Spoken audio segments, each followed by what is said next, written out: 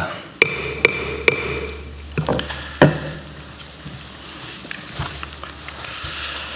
안타까운 일이 벌어졌습니다. 우리 경북 청송 주황산에서 실종된 초등학생이 있습니다. 사흘째 수색을 하고 있는데 아직 발견을 못한 것 같습니다.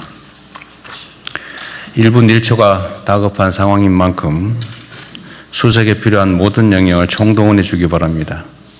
실종아동이 조속히 가족의 품으로 돌아올 수 있게 하는 것은 국가가 해야 될 중요한 일일 것입니다. 수색은 주로 경찰에서 하고 있겠죠? 예, 그렇습니다. 어디 계세요? 네. 예. 지금 혹시 동원 인력이 얼마쯤 되는지 아십니까? 몇 명쯤 투입됐는지 알아보시고요. 예. 이게 지금 500명이 이틀 하는 것보다는 1000명이 하루 하는 게 좀 번잡하고 힘들긴 하겠지만 더 효율적일 수 있으니까. 예, 그렇습니다. 경찰 현재 281명, 소방 28명을 동원했는데 너무 적은 것 최대한 같아요. 더 동원을 하겠습니다. 최대한 동원해서 예. 그 조항산이 그렇게 넓지 않거든요. 예. 전부 다 착실히 뒤져보도록 하십시오. 예, 신속하게 조치하면 좋겠습니다. 예, 알겠습니다. 재정의 적극적이고 전략적 운영이 민생 경제에 실질적 동력을 제공할 수 있다라는 점이 연구 결과로 확인됐습니다. 지난해에 지급된 민생회복 소비 쿠폰이 지역 소상공인 매출을 소비 쿠폰 100만 원당 추가로 43만 원가량 늘리는 효과를 거뒀다고 확인됐습니다. 100만 원의 재정 투입을 통해서 총 143만 원의 경제적 효과를 거둔 것입니다. 1차적 효과가 그런 것이겠죠. 다시 2차, 3차의 효과도 있을 겁니다.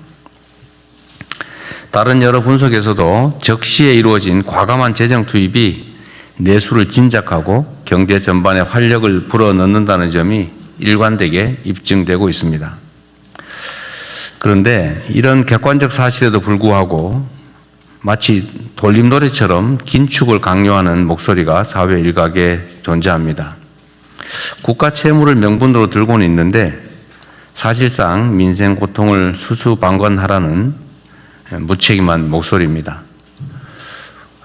한때 그런 시절이 있었죠. 절약이 미덕일 때가 있었습니다. 안 쓰고 아끼고 저축하고 막 허리띠 졸라매고.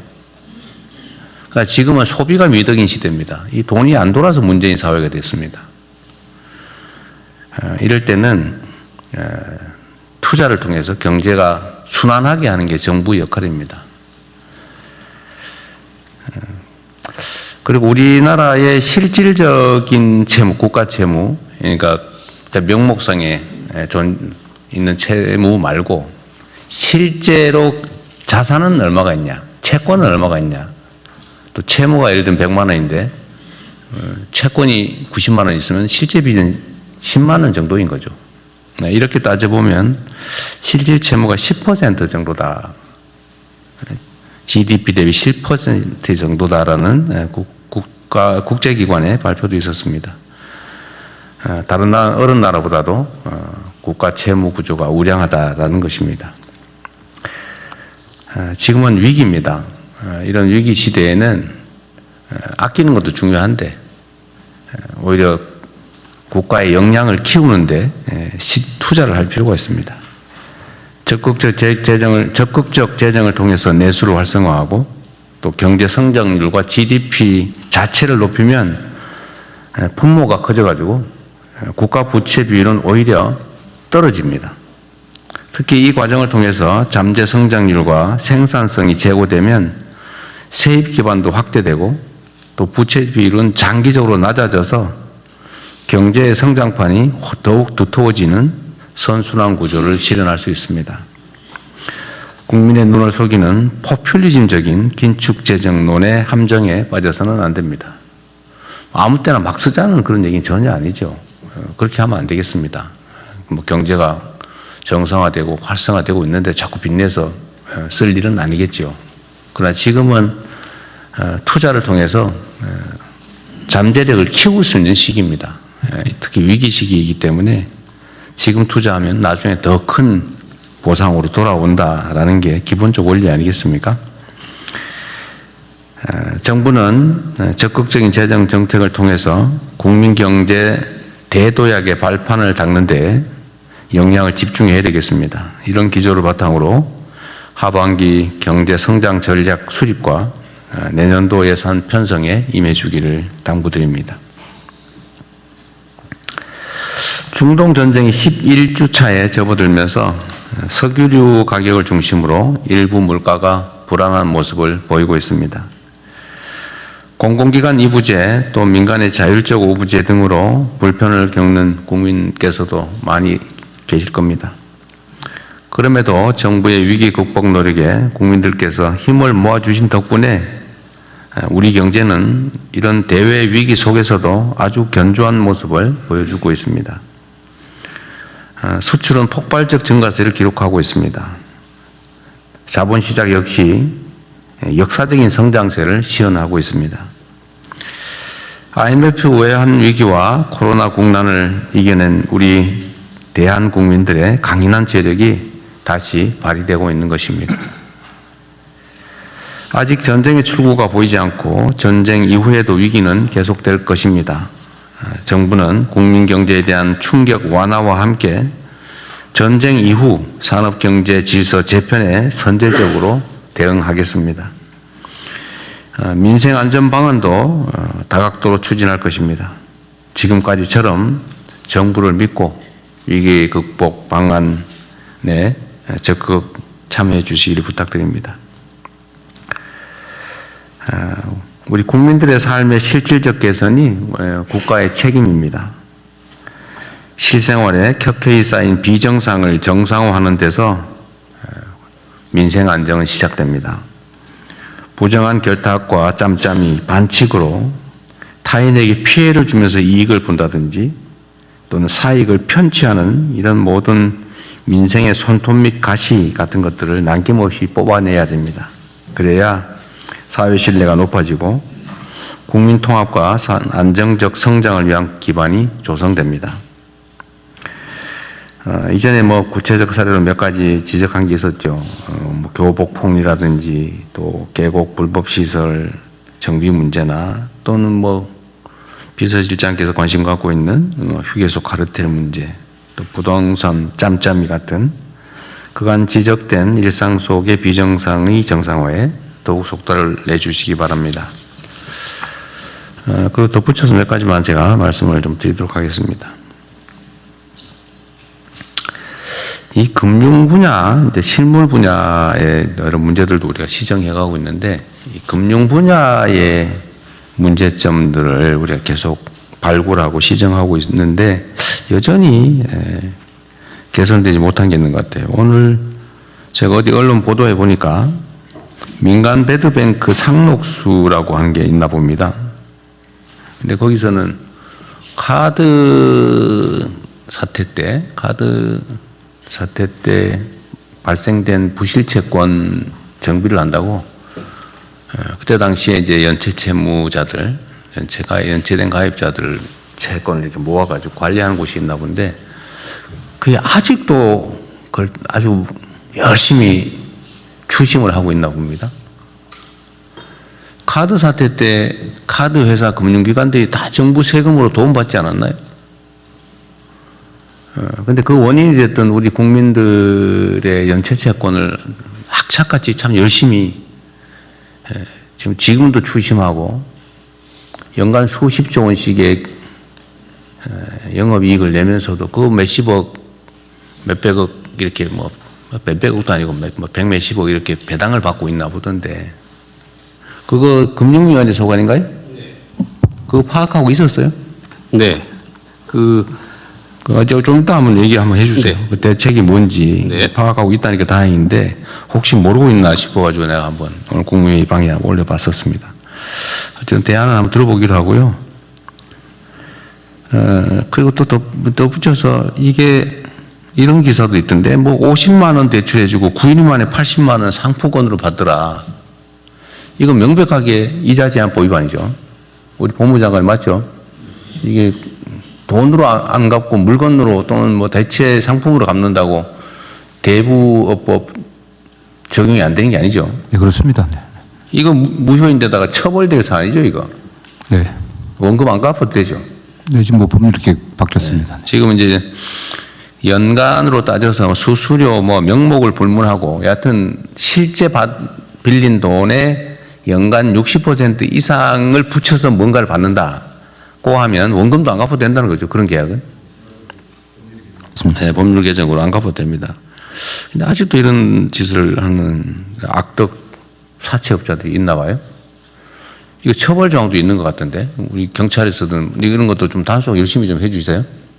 예, 그렇게 하겠습니다. 이게 뭔 잔인한 짓입니까 이게? 이게 주로 청년들이 이런 피해를 입거든요. 30만 원 빌리고 뭐 몇 달 후에 100만 원 갚고 실제로는 30만 원 더 받고 빚을 300만 원으로 치고 막 이런 짓 하잖아요.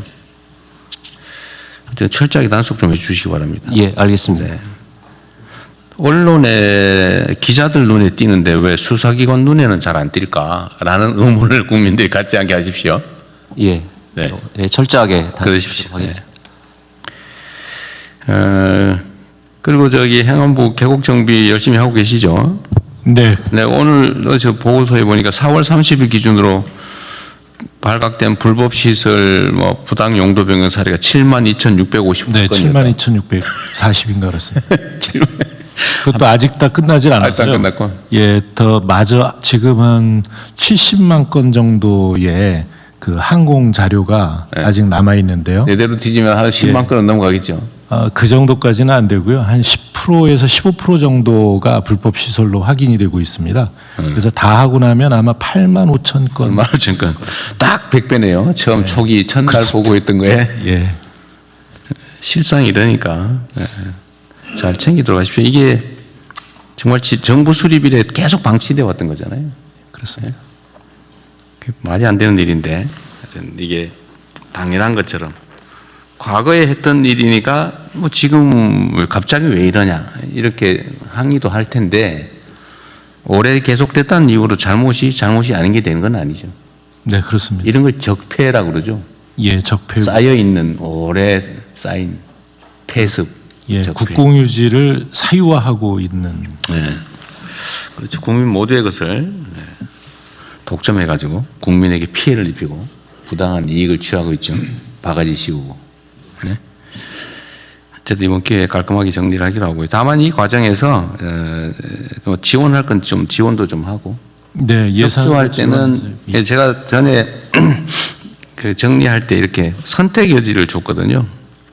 그러니까 스스로 하는 경우 안에서 정부가 나설 경우 이럴 경우에는 스스로 하면은 뭐 철거도 도와주고 또 나중에 복구도 도와주고 네.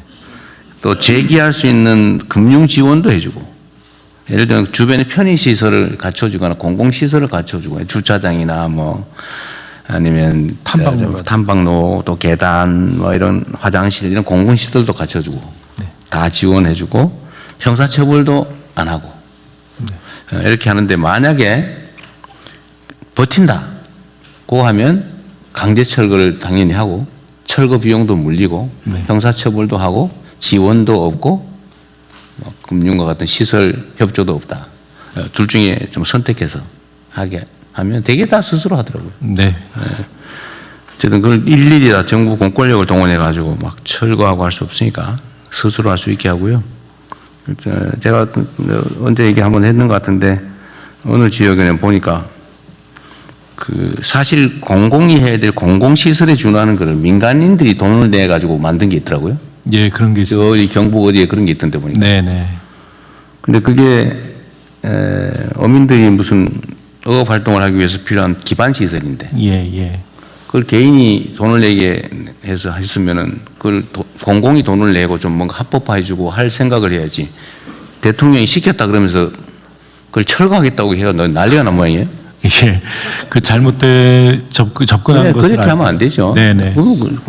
공공이 책임을 져야지. 책임을. 공공이 시설을 해줘야 됩니다. 그럼 권한을 가지고 있으면 책임을 져야지. 그 원래 공공이 돈 들여서 해야 될 일을 민간에게 대신 시켜놓고 이제는 대통령이 시켜서 불법이니까 무조건 철거해라. 그게 무책임의 극치죠. 네. 그런 일이 벌어지지 않게. 네. 알겠습니다. 완전 사익을 위해서 악용하는 거라면 그게 철거하는 게 맞지만 이렇게 모두를 위한 공공시설, 국가가 해야 될 일을 민간인들이 대신한 거를 부셔버리겠다. 이게 뭔 짓입니까? 행패지 이게.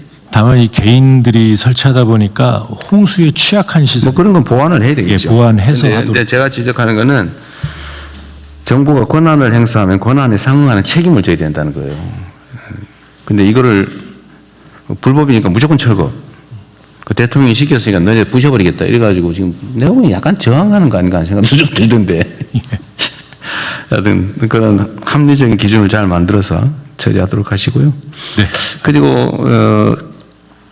어떤 일종의 그 예외를 만들어야 되는데 형식적으로는 법률에 위반되는 거잖아요.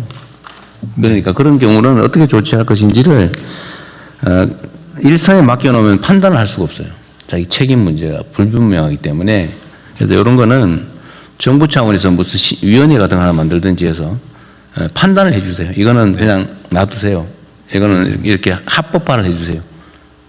원래 있는 불법 시설을 합법으로 전환하는 건 원칙적으로 안 되거든요. 네.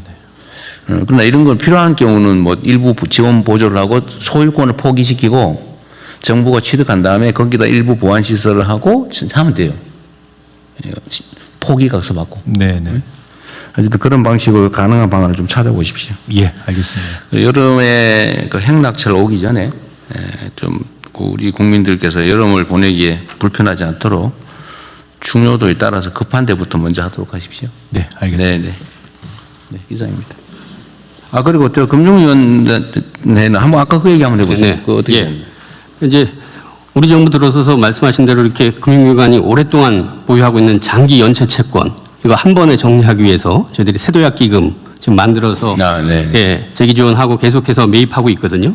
그래서 이제 금융기관 간의 자발적인 협약을 통해서 저희들이 하고 있고요. 지금 2,753개 중에 2,736개, 99.4%가 협약에 가입해서 지금 채권 매입하고 그다음에 추심 중단시키고 소각하고 이렇게 하고 있습니다.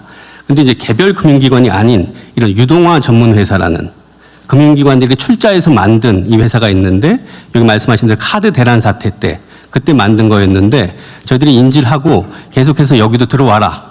계속해서 협조 요청을 하고 공문까지 발송을 하고 그다음에 저희들이 이거 이렇게 했다고 일부 언론 같은 경우는 협박 강요한다고 비판 기사까지 날 정도로 억지로 하면 또 나중에 저 직권남용이니 뭐니 또 시끄러워질 수도 있겠네요. 네, 그래서 저희들 해명 자료 내고 이건 효율을 바탕으로 하는 거다 이렇게 했는데요. 근데 이제 이유는 이게 여러 기관들이 모여서 만든 주식회사다 보니까 주주 전체의 동의를 받아야 된다는 표면적인 이유인데 암만 해도 이익이 뒤에 자리 잡은 그런 측면이 있어서 소극적이어서 저희들이 이제는 그 기구에 아예 주주들, 주인들 아예 별도로 만나서 접촉을 해서 동의를 구해보는 방법. 그거를 네.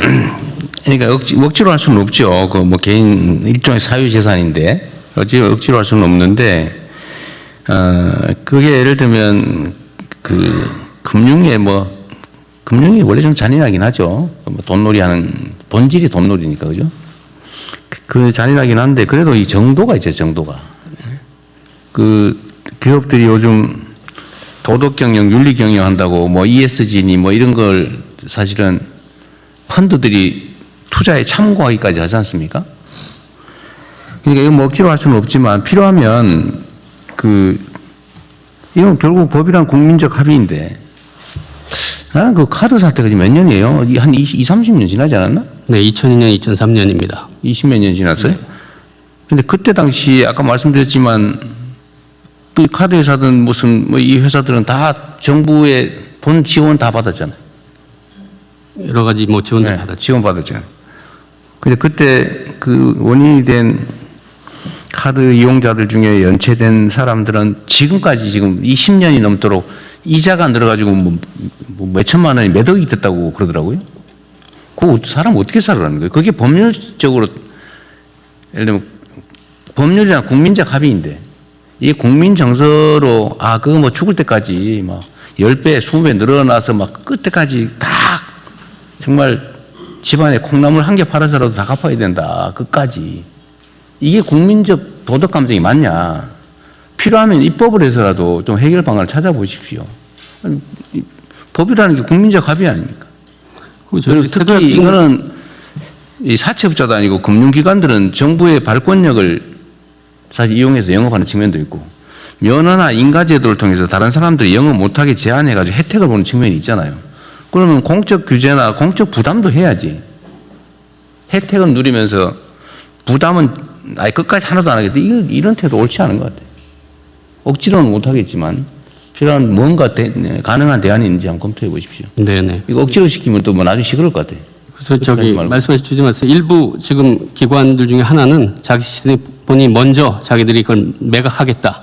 넘겨서 지금 보도자료 낸 것도 있고요. 그다음에 세도약 기금 자체가 일종의 사회적 합의였습니다. 7년 이상 이렇게 장기 연체된 거를 가지고 있어 봐야 결국 그 사람들 괴롭히기만 하고 사회적으로 정상 경제 생활도 못 하고 네. 이번에 한번 정리를 해서 다시 재기 기회를 주는 게 우리 경제 사회로 해서 바람직하다. 이런 사회적 합의가 있었기 때문에 금융기관들도 다 참여하고 이렇게 굴러가는 거고요. 아마 이 부분 같은 경우는 제가 보니까 아마 기본 주주들은 개별적으로 물으면 다 참여를 할 겁니다. 하여간 이 부분 같은 경우도 저희들이 해결하도록 다양한 방안을 좀 강구해 보도록 하겠습니다.